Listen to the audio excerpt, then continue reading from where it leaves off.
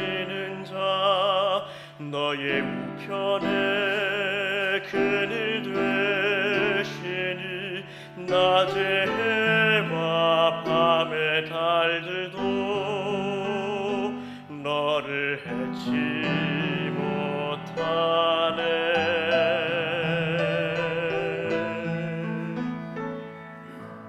하나님은 너를 지키시는 자 너의 환난을 면케하시니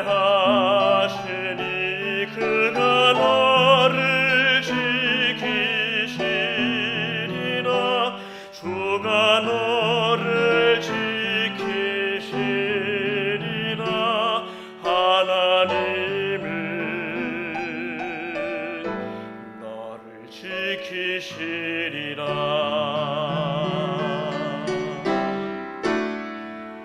눈을 들어 산을 보라. 너의 도움 어디서 오나. 눈을 들어 산을 보라. 천지를 지으신 너를 만드신 여호와 하나님 여호와 주께로다.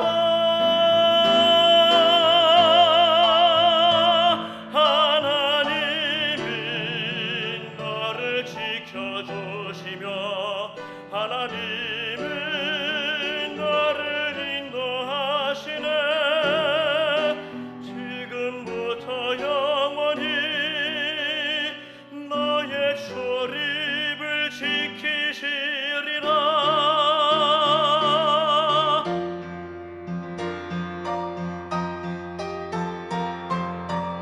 저 너를 지키리. 저 너를 도우리. 내가 어디에 가든지 너를 지키시네. 저 너를 지키리. 저 너를 도우리. 지금부터 영원히.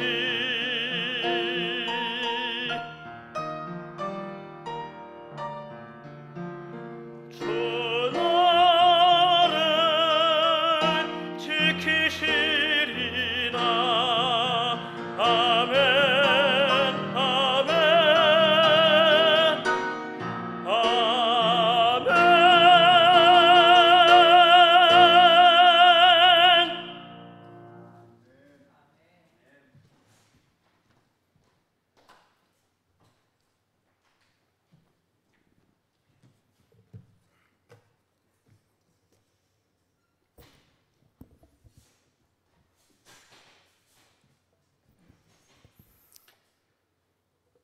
너희가 적은 능력으로 내 말을 지켰으니 내가 너희를 지켜주리라 하는 이 성경절의 말씀이 오늘 전병훈 우리 귀한 또 청년의 아름다운 찬양과 또 반주자의 특별한 반주를 통해서 그 말씀을 생각하게 되었습니다.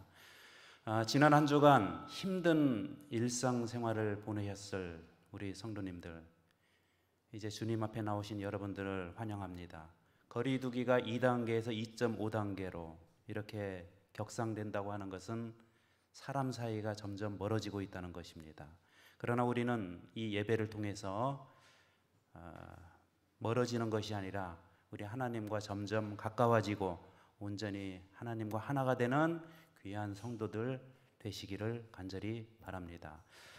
저는 오늘 마태복음 21장 1절에서 5절의 말씀을 중심으로 해서 주님의 뜻을 이루소서라고 하는 제목으로 여러분들과 함께 말씀을 나누도록 하겠습니다. 이 성경 말씀을 비교해서 읽어보다 보면은 같은 내용을 서로 모순되게 보이도록 기록해 놓은 말씀들이 있습니다. 그 말씀 중에서 한 말씀을 오늘 보도록 하겠습니다. 마태복음 21장 2절, 그 다음에 마가복음 11장 2절, 같은 본문인데 어떻게 다르게 표현되어 있는지 생각하며 읽어보시면 감사하겠습니다. 읽겠습니다. 시작. 이르시되 너희는 맞은편 마을로 가라. 그리하면 곧 매인 나귀와 나귀 새끼가 함께 있는 것을 보리니 풀어 내게로 끌고 오라. 자, 마가복음에는 이렇게 또 표현이 되고 있습니다. 읽겠습니다. 이르시되 너희는 맞은편 마을로 가라.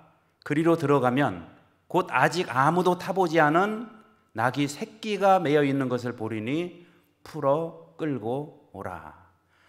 여러분, 같은 내용인 것 같습니까? 같은 상황인 것 같습니까? 상황은 같은데 다른 점이 있어요. 마태복음에서는 2마리의 나귀가 나옵니다.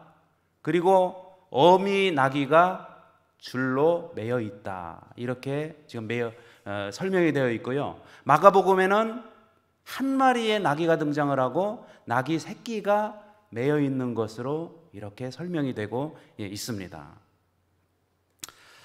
같은 동일한 상황인데 왜 이런 일이 생겼을까요? 어느 본문이 맞을까요? 시대의 소망 569페이지에는 이렇게 말씀을 하고 있습니다. 같이 읽겠습니다. 시작. 예수께서는 2 제자를 보내시며 예루살렘까지 타고 갈 나귀와 나귀 새끼를 끌어오라 하셨다. 자, 나귀 몇 마리 나귀라고 우리 화이트 선지자를 통해서 계시 가운데 보여주셨어요? 2마리의 나귀, 어미 나귀와 새끼 나귀로 이렇게 구분해서 지금 말씀을 하고 있습니다. 이 두 본문을 비교해 보면은 또 한 가지 질문을 갖게 됩니다. 우리 마태복음 21장 7절에 보면은 나귀와 나귀 새끼를 끌고 와서 자기들의 겉옷을 그 위에 얹음에 예수께서 그 위에 타시니, 여기 그 위에 탔다는 얘기가 그 위가 어미 나귀일까요? 나귀 새끼일까요? 자, 이런 또 질문을 우리가 생각해 볼 수가 있습니다. 그런데 이 질문에 대해서 마태복음 21장 5절에는 명확하게 말씀을 하고 있어요. 2마리 중에서 어떤 나귀였을까? 읽겠습니다. 시작. 시온 딸에게 이르기를 내 왕이 내게 임하나니 그는 겸손하여 나귀 곧 멍에 매는 짐승의 새끼를 탔도다 하라 하였느니라. 자, 어떤 나귀를 탔어요? 새끼 나귀를 탔다. 여러분, 어미 나귀가 키가 더 크겠습니까? 새끼 나귀가 크겠습니까? 어미 나귀가 더 높겠지요. 주님은 어미 나귀를 타실 수도 있고 새끼 나귀를 타실 수도 있는데 여기 보니까 그는 겸손하였다 그랬습니다. 겸손하여 같은 나귀를 타되 어떤 나귀요? 조금 더 낮은 나귀, 새끼 나귀를 탔다. 이렇게 말씀을 하고 있는 것입니다. 그러면 여러분, 그 주님에게 지금 필요한 나귀는 어미 나귀입니까? 새끼 나귀입니까? 주님께서 타실 나귀는 새끼 나귀이기 때문에 새끼 나귀 1마리만 끌고 오면 되는데 왜 새끼만 끌어오지 않고 매여 있는 어미 나귀까지 풀어서 함께 데리고 왔을까요? 이 질문에 관해서는 우리 본교회 성경 주석 9권 422페이지에 이렇게 설명을 하고 있습니다. 자, 같이 읽어보겠습니다. 시작. 2마리를 떼어 놓아서는 안 되었다. 예수가 실제로는 나귀 새끼만 탄 것으로 보아 둘을 다 데려오라고 한 요구에 대한 이유가 명확하지 않다. 어떤 이유인지는 모르지만 2마리를 다 끌고 오게 하고 실제적으로 예수님께서 타신 나귀는 새끼 나귀였다라고 본교회 주석에서 명확하게 설명을 하고 있습니다. 여러분, 어미 나귀와 새끼 나귀를 동시에 끌고 온 이유가 무엇일까를 생각해 보았습니다. 성경 전체의 흐름을 바탕으로 해서 생각해 봤어요. 생각해 본 제 개인적인 결론은 주님께서 예루살렘에 입성하실 때 타고 가실 나귀는 새끼 나귀였지만 어미 나귀가 함께 같이 온 것은 여러분 어미 나귀와 새끼 나귀를 고려하고 배려하시는 하나님의 속성 때문이에요. 그 이유가 무엇이라고요? 하나님의 속성 때문에 두 마리를 다 끌고 올 수밖에 없었다고 하는 것입니다. 여러분 주님께서는 인간의 구속 사역을 위해서 자신에게 관련되는 것은 다 희생을 했습니다. 자신에게 관련되는 것은 다 희생을 합니다.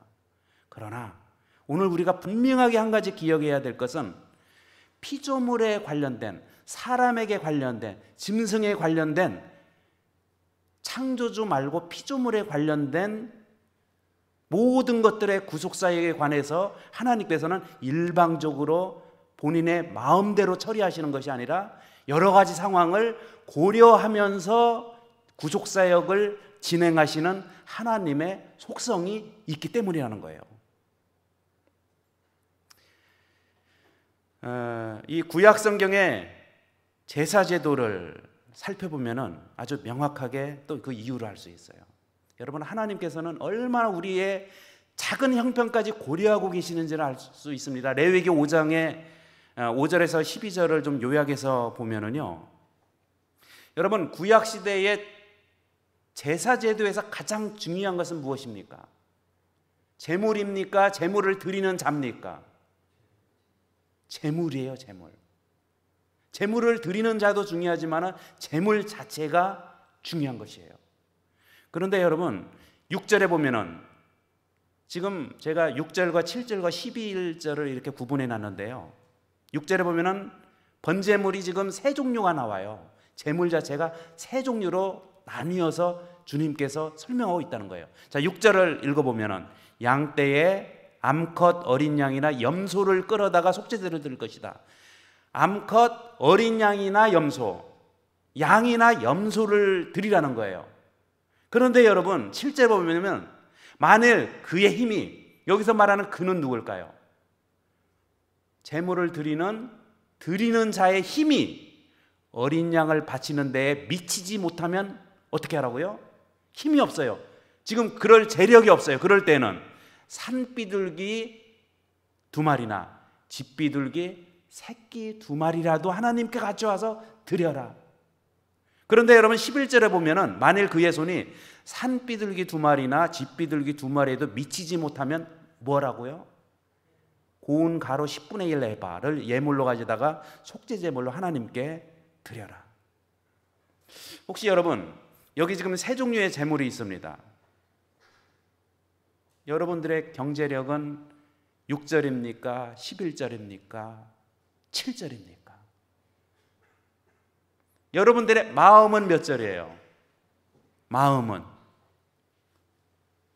몇 절입니까? 우리의 마음은 하나님에게 대한, 하나님께서 사랑하는 독생자를 내주신 그 마음과 그의 사랑을 생각하면 우리는 다 6절에 제물을 드려야 되는데, 혹시 그런 마음이 있을지라도 6절에 제물이 없는 사람은 7절로 내려오고, 그의 힘이 또 미치지 못하면 11절까지라도 하나님께서는 어떻게 하겠다? 하나님 앞에 최선을 다해서 가져오면은, 제물로 드리면 하나님께서 받아 주시겠다. 여러분, 하나님 참 제물 드리는 자의 형편을 고려 많이 하십니까? 고려하시고 배려해 주시는 분이 하나님이세요.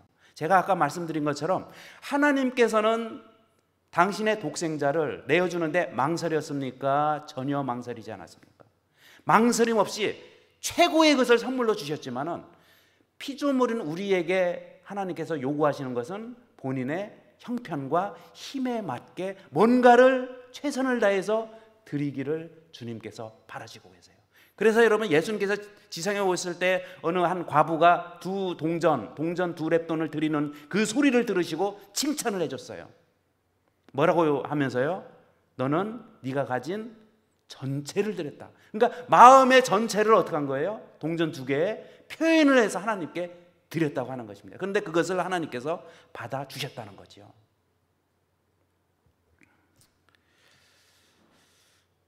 자, 이 말씀을 좀 한번 읽어보겠습니다. 시작.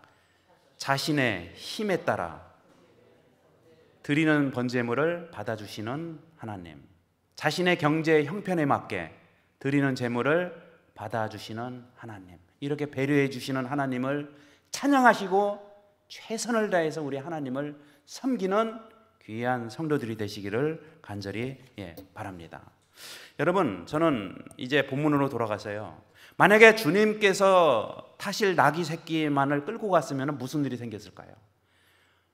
어미 나귀를 고려하지 않고, 만약에 또 새끼 나귀를 고려하지 않고 새끼 나귀가 필요하기 때문에 새끼 나귀가 만약에 끌고 갔다면 줄에 매여 있는 어미 나귀는 어떻게 했을까요? 그 줄을 풀기 위해서 힘을 쓰고 몸부림치고 난리가 났을 것입니다. 새끼를 끌고 가고 있는데요.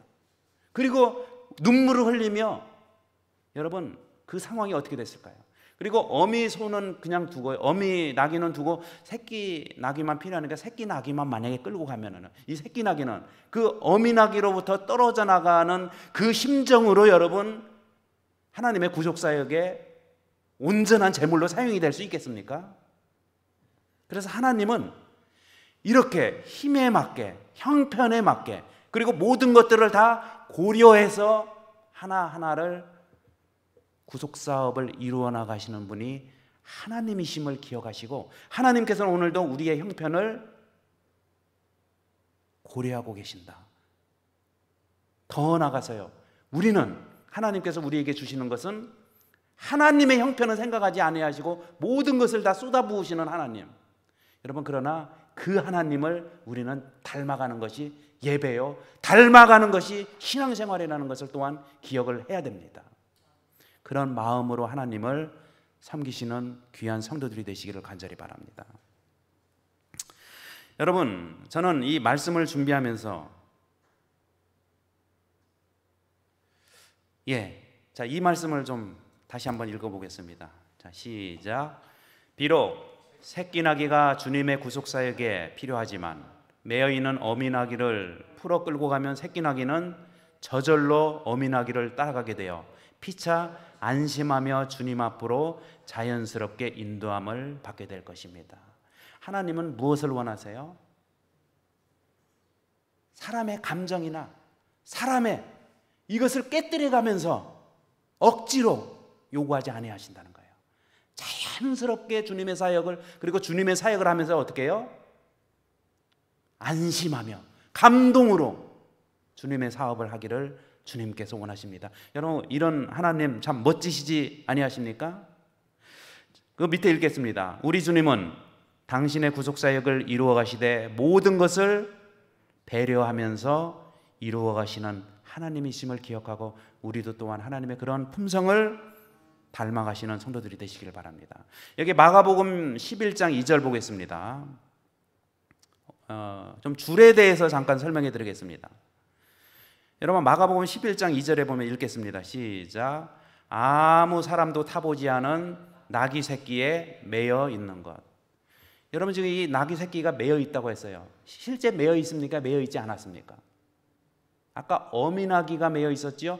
새끼 나귀는요, 매여져 있지 않은데 왜 여러분 여기 새끼 나귀가 매여 있다라고 표현을 했을까요?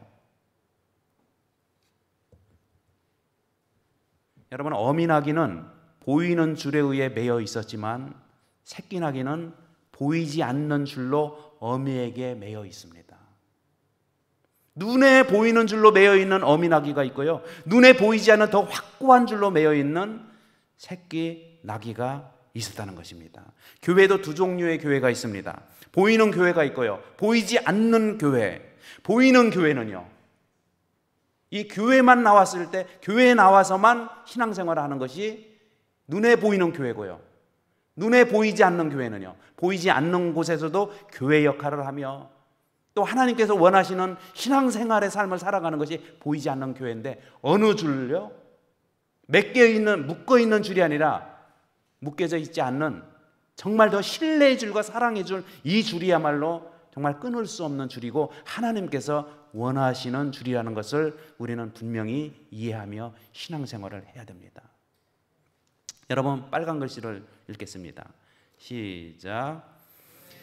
눈에 보이는 줄로 매여 있는 어미나귀는 간접적으로 사용하였고, 눈에 보이지 않지만 끊어지지 않는 줄로 매여 있는 새끼나귀를 구속사역에 직접 하나님께서는 사용하셨다는 것을 우리는 기억해야 합니다. 히브리서 11장 1절 읽겠습니다. 시작. 믿음은 바라는 것들의 실상이요 보이지 않는 것들의 증거니. 믿음은 뭐라고요? 보이는 거라는 것입니까? 보이지 않는 것이라는 것입니까? 보이지 않는 줄, 보이지 않는 믿음. 여러분, 눈에 보이는 믿음으로 사는 것은 간접적인 것이고요, 눈에 보이지는 않지만 믿고 하나님을 신뢰하며 살아가는 것은 직접적인 구속사역에 해당된다는 것입니다. 히브리서 11장 7절을 같이 읽어보겠습니다. 시작. 믿음으로 노아는 아직 보이지 않는 일에 경고하심을 받아 경외함으로 방주를 준비하여 그 집을 구원하였다.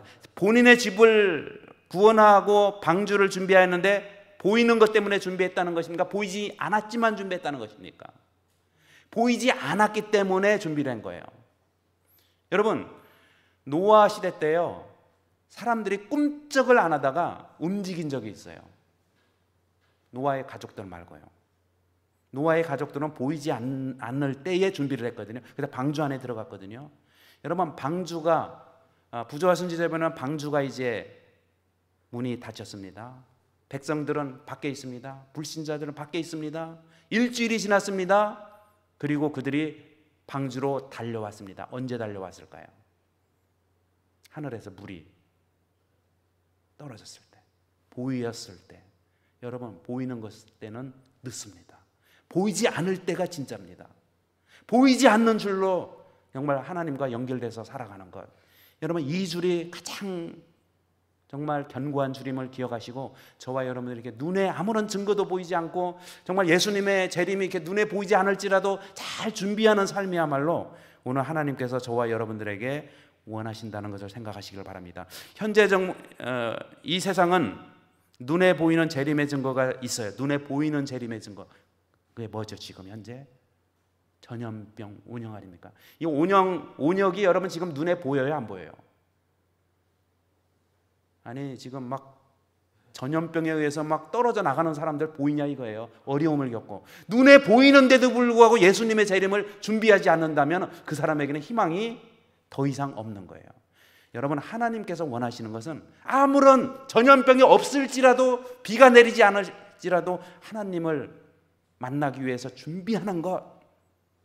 여러분, 이것이 보이지 않는 줄에 연결되어 하나님을 섬기는 삶이고요, 이것은 직접적인 구속사역에 해당된다는 걸 기억하시고, 그러나 우리는 하나님께서 눈에 보이는 줄로 이제 더 이상 어떻게 준비를 하지 않자 하나님께서는 드디어 마지막 시대에 뭘 꺼내 들으셨어요? 눈에 보이는 것들을 잡고 우리에게 줌에도 불구하고 우리가 여러분 살아가면서 오늘 준비를 하지 않는다면 얼마나 여러분 하나님께서, 저는 하나님을 생각해 봤어요. 보이지 않는 줄을 던졌는데 붙잡지 않습니다. 보이는 줄을 내밀었는데도 붙잡지 않아요. 그러면 하나님은 어떻게 하라고요? 사람을 구원을 해야 되겠는데, 구원을 하고 싶은데 줄을 우리가 만약에 잡지 않는다면 하나님께서 얼마나 여러분 그 마음이 애달고 여러분 그 마음이 상심이 되겠습니까? 이제는 눈에 보이지 않는 줄도 붙잡아야 되고요, 이제 마지막 시대에는 처처의 지진과 기근부터 시작해서 여러분 보이는 줄들을 지금 막 하고 있지 않습니까? 이때 견고하게 붙잡는 우리 사랑하는 성도들이 되시기를 간절히 바랍니다. 여기 그 마태복음 21장 2절에 보겠습니다. 읽겠습니다. 시작. 이르시되 너희는 맞은편 마을로 가라. 그리하면 곧 매인 나귀와 나귀 새끼가 함께 있는 것을 보리니 풀어 내게로 끌고 오라. 여러분, 여기 끌려가는 나귀가 있어요. 따라가는 나귀가 있습니다. 어미 나귀는 끌려갈까요? 따라갈까요?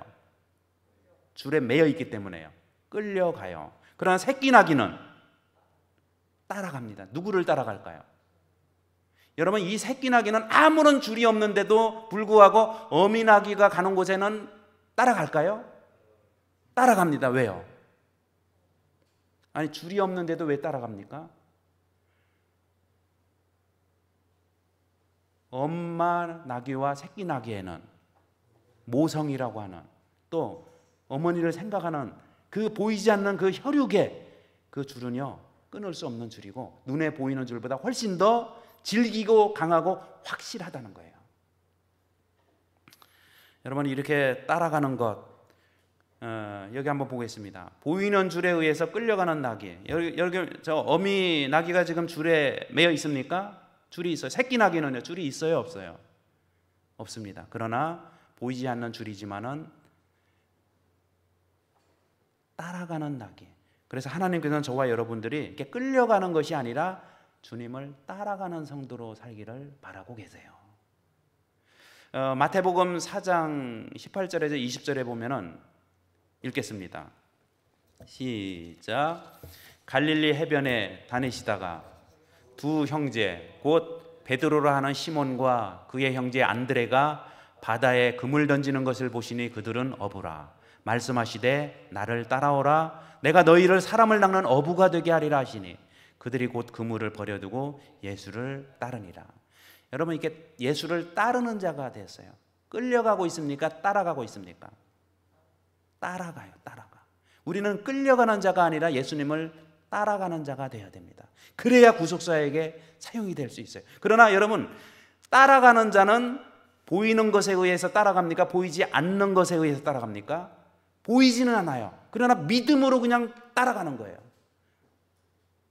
여러분, 오늘 저와 여러분들이 그 믿음을 가지고 하나님을 섬기기를 주님께서 원하고 계시는 것을 기억하시길 바랍니다. 여러분, 끌려가는 성도가 아니라 따라가는 성도가 되기 위해서 우리에게 필요한 것은 뭘까요? 그러면 어떻게 해야지 우리가 끌려가는 것이 아니라 따라가는 성도가 될까요? 그 마태복음 21장 2절에 그 답이 나와 있어요. 자, 읽겠습니다. 시작. 이르시되 너희는 맞은편 마을로 가라. 그리하면 곧 매인 나귀와 나인 새끼가 함께 있는 것을 보리니 풀어 내게로 끌고 오라. 여러분, 끌려가지 않으려면 어떻게 해야 돼요? 따라가려면 풀어야 돼요. 풀어. 여러분, 여기 풀어라는 말이 굉장히 중요한 말이에요.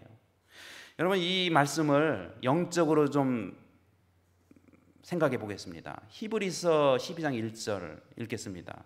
시작.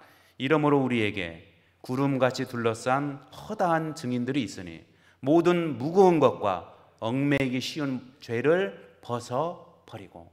뭘 풀어야 돼요? 죄를 풀어버리지 않는 이상 우리는 끌려가게 되어 있어요. 그러나 죄를 풀어버리면요, 던져버리면 우리는 예수님을 따라가는 자가 될 수 있어요. 아까 여러분 그 제자들을 불렀을 때 어떻게 했습니까? 다 버려두고 갔다는 것은 뭘까요? 더 이렇게 막 얽어맸다는 것입니까? 풀어버렸다는 것입니까? 풀어버렸다는 것이죠. 자, 히브리서 2장 15절에는 또 이렇게 영적으로 이렇게 말씀을 하고 있습니다. 자, 읽어보겠습니다. 시작. 또 죽기를 무서워함으로 한평생 매여 종로를 하는 모든 자들을 놓아주려 하시니. 하나님은 우리를 놓아주기를 원해요. 그러려면 우리가 어떻게 해야 되겠습니까? 종로를 하는 것으로부터 이렇게 풀어져야 됩니다. 벗어버려야 됩니다.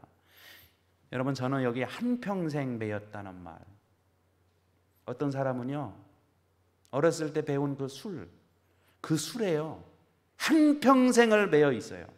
그래서 그런 말이 있지 않습니까? 사람은 처음에는 사람의 술을 먹다가 나중에는 술이 사람을 먹어버려요.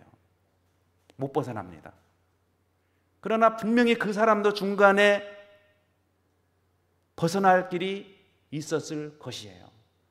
저희 아버지 얘기를 잠깐 해드리면은, 저희 아버지는요 술을 얼마나 많이 좋아하셨는지 배에 구멍이 났어요. 술을 너무 많이 드셔서. 그러다가 정년퇴임이라고 하며 정년퇴임을 하시면서 이제 우체국을 그만두시고 대전으로 이사 오시면서 우체국 가는 것을 이제 정년퇴임 하셨으니까 대신에 다른 데 한 군데를 가셨어요. 교회였습니다. 100% 바뀌었어요. 술을 끊었습니다. 배에 더 이상 구멍 날 일은 없어요. 없었습니다. 한평생 정말 저희 아버지가 술을 20대 때부터 시작을 해가지고요, 쭉 이렇게 해서 60대 40년 동안 매여 있었던 그것을 우리 아버지가 풀어버렸다는 거예요. 주님의 은혜로 교회에 나가서 침례받고 하나님의 은혜로 매여 있던 종로를 하는 것들을 다 풀어주신 하나님, 얽매이기 쉬운 죄를 벗어버리고, 여러분 우리가 이 두 가지 죄와 종로를 하는 모든 것들을, 그 습관들 이런 것을 벗어버리지 않는 이상 우리는 예수님을 따라가는 자로 살아갈 수가 없습니다. 사랑하는 성도 여러분, 우리가 예수님을 따라가야 되지 않겠습니까? 끌려가는 것이, 줄에 의해서 끌려가는 것이 아니라 보이지 않는 믿음의 줄로 우리는 예수님을 따라가야 되지 않겠습니까? 그러기 위해서는 어떻게 해야 된다고요? 얽매이기 쉬운 죄를 벗어버리고 줄을 풀어버리고 한평생 매여 종로를 하는 그릇된 습관들을 포기하고, 이 마지막 시대에 보이는 증거들을 통하여 여러분 이렇게 하는 것은, 하나님께서 보여주신 것은 빨리 풀어버리라는 것입니다. 풀어버리지 않으면 너희는 멸망당할 것이기 때문에 풀어버리라고 말씀을 하고 있습니다. 여러분, 하나님의 호소를 주변에서 일어나는 상황을 통해서 들으시고 정말 하나님 앞에, 주님 제가 풀 힘이 없습니다, 주님께서 풀어달라고 간구하시면서 꼭 풀어버리시는 귀한 성도 되시기를 간절히 바랍니다. 오늘 본문에 보면 아주 특별한 숫자가 하나 나옵니다. 자, 좀 보겠습니다. 그 숫자가 뭘까요? 마태복음 21장 1절과 2절 같이 읽겠습니다. 시작. 그들이 예루살렘에 가까이 가서 감람산 벳박에 이르렀을 때 예수께서 두 제자를 보내시며 이르시되 너희는 맞은편 마을로 가라. 그리하면 곧 매인 나귀와 나귀 새끼가 함께 있는 것을 보리니 풀어 내게로 끌고 오라. 여러분 여기 본문에 등장하는 숫자가 뭘까요? 숫자. 예, 그렇죠. 두 제자가 나오고 매인 나귀와 나귀 새끼 두 마리가 나옵니다. 여러분, 주님의 구속사역이 되기 위해서는 혼자가 아니라는 것을 말씀을 드리고 싶어요. 자, 이제 오늘 말씀 중에서 가장 중요한 말씀을 제가 여러분들에게 좀 드리려고 해요. 따라 하시기 바랍니다. 구속사역은 나 혼자 이룰 수 없다. 구속사역이 되기 위해서는 둘이 필요합니다. 여러분, 무슨 일이 생겼어요. 나 혼자 해결하려고 하면은 구속사역이 될 수 없어요. 구속사역이 되기 위해서는 둘이 필요합니다. 누굴까요? 하나는 나, 하나는 주님이 필요합니다. 여러분 혹시 지금 온갖 질병들로 인하여 또 경제적으로 또 여러 가지 면에서 혼자 고군분투하고 계신 분 계십니까? 그러시다면 주님을 찾으시고 여러분 주님을 온전히 마음 가운데 모시고 주님과 함께 동행하시기를 바랍니다. 구속사역이 되기 위해서는 둘이 필요합니다. 나 하나가 아니고 주님 둘이에요. 여러분, 나 혼자 이렇게 고생하면서 나 혼자 뭔가를 해결하고 나 혼자 뭔가를 이루어내면은 구속사역이 될 수 없어요. 그러나 내가 오늘 병들로 또 여러 가지 어려운 점으로 인해서 내가 오늘 힘들어하고 있는데 주님을 마음 가운데 초청을 해서 내가 오늘 주님과 둘이 함께하고 있다면 그 병 자체가 뭐가 되는 거예요? 구속사역이 되는 것입니다. 구속사역은 나와 주님이 함께 할 때는 지상에서 벌어지는 모든 것들은 좋은 일이든지 좋지 않은 일이든지 구속사역이 될 수 있다는 것을 말씀을 드리고 있습니다. 여러분, 하나님께서 지상에 오신 것은 구속사역을 위해서 오신 거거든요. 구속사역이에요. 그러나 그 구속사역은 하나님, 예수님 한 분이면 족해요. 여러분, 우리 예수님은 십자가에서 어떻게 하셨어요? 혼자 버림을 받았어요. 그걸로 족합니다. 제가 아까 처음에 말씀드렸지요. 우리 주님께서, 하나님께서는 인간에게 필요한 구속사역을 이루기 위해서는 당신은 다 희생을 하지만 사람들은요 배려하신다. 배려해요. 그렇기 때문에 당신의 구속사역에 혼자가 아니라 하나님이, 예수님이 함께 하셔서 둘이 함께, 그래서 구속사역이 되게 하는 거. 여러분, 내가 오늘 그냥 혼자 슬퍼서 울고 있어요. 이거 구속사역입니까? 아닙니까? 구속사역이 아닙니다. 내가 오늘 슬퍼요. 그런데 오늘 주님의 슬픔을 생각하며 주님이 나와 함께 하시고 내 가까이 계시면서 내 마음을 위로해 주시는 하나님을 느끼고 그분과 함께 있다는 것을 내가 오늘 확신한다면 그 눈물 자체는 구속사역이 될 수 있다는 것입니다. 오늘 내가 식사를 혼자 하고 있어요. 그러나 이것이 나 혼자 먹는 밥이 아니라 하나님께서 차려주신 밥으로 알고 하나님과 함께 만약에 식사를 한다고 믿으면 그것은 구속적인 구속 식사가 되는 것입니다. 그래서 구속이라고 하는 것은, 구속사역은 우리 모두가 예수님과 함께 한다면 모든 일들은 다 크든지 작든지 좋은 일이든지 그렇지 않든지 구속사역이 될 수 있습니다. 여러분, 모든 상황을 구속사역으로 만들어 나가시는 우리 사랑하는 성도들이 되시기를 간절히 바랍니다.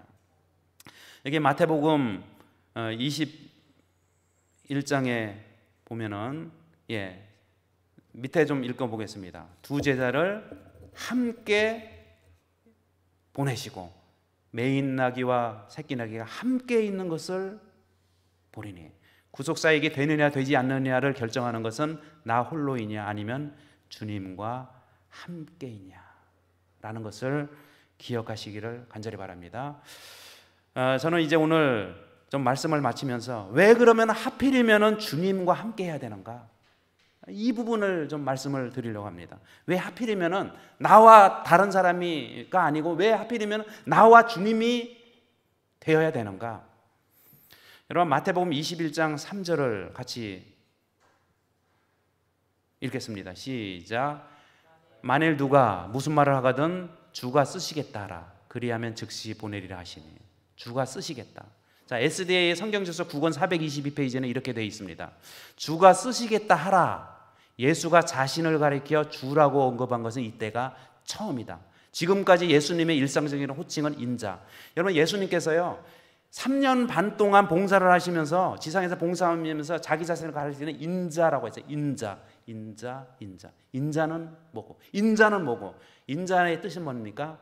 사람의 아들이란 뜻이에요.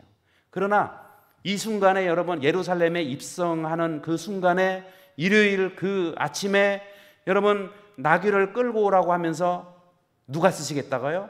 인자가 쓰시겠다고 하지 아니하시고 주가 쓰시겠다, 이 말을 처음으로 사용을 하신 거예요. 내가 주다, 내가 주인이다, 내가 너희의 구속주다 하는 것을 이때 처음으로 밝혔다고 하는 것입니다. 그 전까지는 뭐라고 사용했다고요?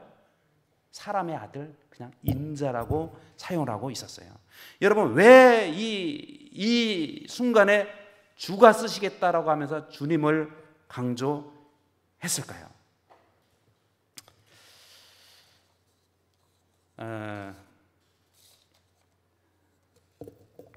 여기 보면은, 자, 31절을 보겠습니다. 시작. 만일 누가 너희에게 어찌하여 푸느냐 묻거든 말하기를 주가 쓰시겠다 하라 하시매. 33절. 나귀 새끼를 풀 때에 그 임자들이 이르되. 여러분, 31절에 주라는 말에 동그라미를 쳐주시고요, 33절에 임자라는 말에 동그라미를 쳐주시기 바랍니다. 임자와 주인이 어떻게 다르지요? 임자와 주인의 다른 점이 뭡니까? 여기 그러나 여러분 사실 같은 말인데 표현을 지금 임자와 주인이라고 했는데 여기서 33절에 그 임자들이라고 하는 거 보니까 새끼 나귀를 풀 때 지금 무슨 일이 생겼어요? 임자들. 아마 아빠부터 시작해서 아빠, 엄마, 자녀들이 다 나왔던 것 같아요. 이 나귀 한 마리를, 두 마리를 놓고요, 가족이 다 모여 있었던 것 같아요 지금. 그러면서 뭐라고 얘기해요? 임자들이 이르되 어찌하여 나귀 새끼를 푸느냐, 나귀를 끌고 가려고 하느냐. 여러분, 그러나 여기서 더 중요한 것은 임자들보다 더 큰 주인이 있다라고 하는 거예요. 오른쪽 그림 잠깐 좀 보시겠습니까? 이게 뭐죠? 스테인레스로 되어 있는 그릇들입니다. 저 그릇이 지금 어떻게 되어 있습니까? 바깥에 큰 그릇이 있고요, 그 다음에 조금 더 작은 그릇, 작은 그릇, 작은 그릇 해서 딱 포개지니까 어때요? 하나죠. 사실 저희 집에도 이 그릇이 있어요. 저것을 만약에 여러분 포개지지 않는 그릇이라면 다 풀어 헤쳐놓으면 어떻게 될까요? 보관하기가 얼마나 힘들까요? 그러나 이 그릇을 이렇게 정갈해 보이고 정결해 보이고 가지런해 보이고 보기에 좋은 이유는 큰 그릇 안에 작은 그릇이 들어가고 더 작은 그릇이 들어가기 때문인 것입니다. 여러분, 큰 그릇 안에 들어가는 작은 그릇들, 여러분 가족들 중에 큰 그릇이 있고 작은 그릇들이 있을 거예요. 그러나 작은 그릇은 큰 그릇에 담겨져야 됩니다. 가정에서 가장 큰 그릇 누군지는 몰라요. 가정에도 여러분 큰 그릇이 있습니까? 없습니까? 각 가정마다 큰 그릇이 있죠. 주도하고 이끌어 나가는. 그러나 작은 그릇, 큰 그릇이 있고 또 그릇이 있지만은 이러한 모든 가정에서 이것을 성경에서는 임자라고 표현되고 있어요. 임자들. 이 임자들은 어디로 들어가야 돼요? 주인에게 들어가야 됩니다. 오늘 주가 쓰시겠다고 하니까 임자들이 어떻게 했죠? 임자들이 다 허락을 했다라고 하는 것입니다. 자, 이 말씀을 좀 읽어보겠습니다. 시작. 임자들은 주님 앞에 한 마음으로 순종해야 합니다. 주님이 쓰시겠다 하면 임자들은 한 마음으로 풀어줘야 합니다. 임자들은 주님에게 속하여 있다는 것을 잊지 않고 기억해야 합니다. 임자들이 주님에게 속할 때 정리돈이 된다는 것을 늘 생각하시며 사시는 성도들이 되시기를 간절히 바랍니다. 제가 이제 오늘 말씀을 마치면서 SDA 성경주석 10권의 429페이지를 읽어보겠습니다. 시작. 오직 누가만이 나귀와 나귀 새끼를 끌고 오도록 보냄을 받은 두 제자에게 항의한 사람이 나귀의 주인임을 밝히고 있다. 그러나 여러분, 나귀의 주인이 항의를 했다고 했어요. 그러나 임자들은 결국 항의는 했지만은 주님 앞에 순종을 했습니다. 임자들이라고 하는 모든 그릇은 주님이라고 하는 큰 그릇 안에 다 들어갔다고 하는 거예요. 이것을 통해서 구속을 이룰 수 있었다는 것입니다. 우리 사랑하는 성도 여러분, 여러분의 가족 큰 그릇 작은 그릇 있을 것입니다. 그러나 서로 조금 더 큰 그릇이 작은 그릇을 잘 담고, 교회도 마찬가지입니다. 그리고 가장 큰 그릇은요, 결국에는 주님이라고 하는 큰 그릇에 담겨질 때 구속사역은 이루어진다는 것을 생각하시고 저와 여러분들이 그렇게 사시길 바랍니다. 자, 이제 오늘 제가 말씀을 마치면서 이 요점이 좀 중요하겠죠. 제가 설명해 드린 것들을 좀 읽어보겠습니다. 자, 읽어보시면 될 것 같습니다. 시작. 주님께서는 인간의 구속사역을 이루기 위해 자신에게 관련되는 모든 것들은 희생시켜 가면서도 피조물에 관련되는 것은 하나하나 섬세하게 모든 것을 고려하고 배려하며 구속사역을 이루어 가셨다. 기억나시죠, 여러분? 두 번째, 주님께서는 눈에 보이는 줄로 매여 있는 어미나귀를 간접적으로 사용하셨고, 눈에 보이지 않지만 끊어지지 않는 줄로 매여 있는 새끼나귀를 구속사역에 직접 사용하셨습니다. 세 번째, 끌려오는 나귀가 있고 따라오는 나귀가 있습니다. 어미나귀는 줄에 매여 있기 때문에 줄에 의해 끌려오게 됩니다. 그러나 새끼나귀는 어미나귀에 의해 따라오게 됩니다.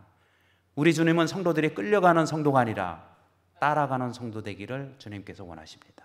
네 번째, 우리가 끌려가는 성도가 아니라 따라가는 성도가 되기 위해서는 매여있는 모든 것을 풀어야 합니다. 죄를 풀어버리고 종로를 하는 것들을 풀어버릴 때 우리는 주님 따라가는 성도들이 될 것입니다. 다섯 번째, 주님께서는 구속사역을 이루기 위해 두 제자를 보내셨고 두 마리의 나귀를 부르셨습니다. 구속사역이 되기 위해서는 둘이 필요합니다. 하나는 나 자신이고 또 다른 하나는 주님이기를 주님께서 원하세요. 여러분 현재 살아가면서 무슨 일을 당하고 계십니까? 주님께서 함께 하시면 그 어려움이 구속사역이 될 수 있다는 것입니다. 꼭 기억하시기를 바랍니다. 여섯 번째, 왜 성도들은 주님과 함께 일해야 하는가? 여러분, 임자들이라는 작은 그릇들은 주인이라고 하는 큰 그릇 안에 담겨져야 됩니다. 그래야 정리정돈된 신앙생활을 할 할 수 있고 하나님께 인정을 받을 수가 있습니다. 오늘 이제 주님의 뜻을 이룬 사람들, 보이는 줄로 매어 있는 어미나귀, 또 보이지 않는 줄로 어미와 연결된 새끼나귀, 또 나귀의 임자들 2명의 제자들은 주님의 뜻을 이루었습니다. 앞으로 살아가면서 우리 사랑하는 성도 여러분들, 주님의 뜻을 이루시는 아름다운 성도들이 되시기를 바라며 말씀을 마치겠습니다.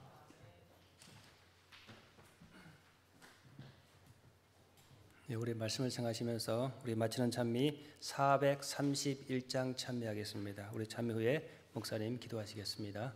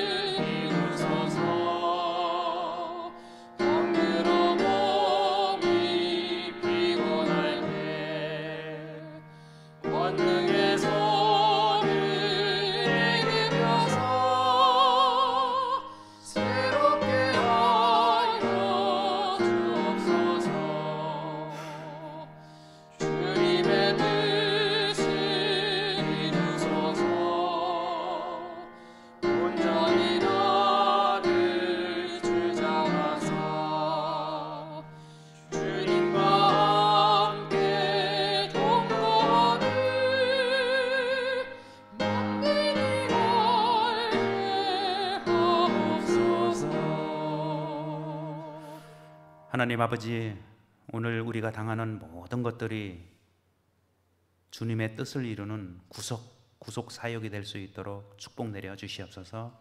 나 혼자가 아니라 주님과 함께 하는 구속 사역이 될 수 있도록 축복 내려 주시옵소서. 한 주간도 저희들이 서로 비대면으로 만날 수밖에 없습니다.